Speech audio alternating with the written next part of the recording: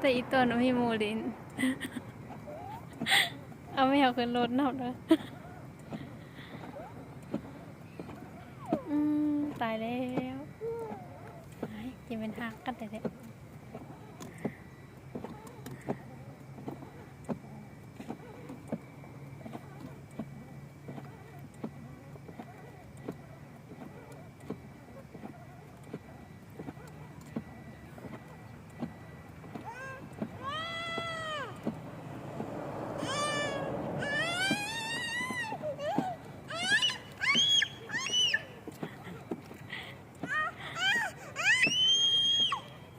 ไม่ยังอ่ะ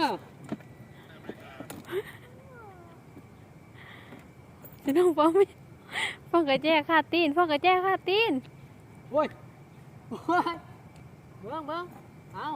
ลงมามันจะไปเอาแมวมันจะไปเอาแมว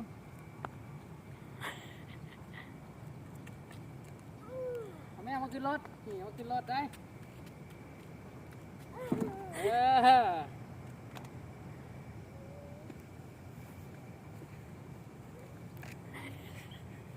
ฮะมา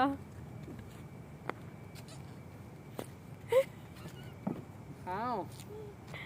ขึ้นมานี่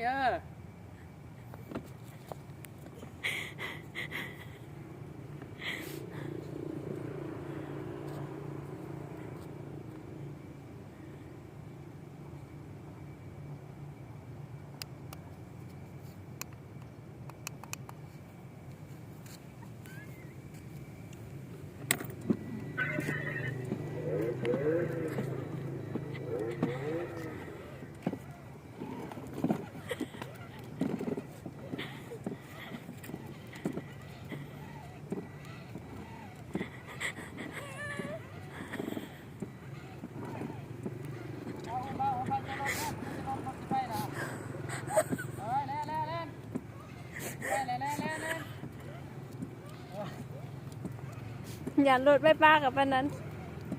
อุ๊ย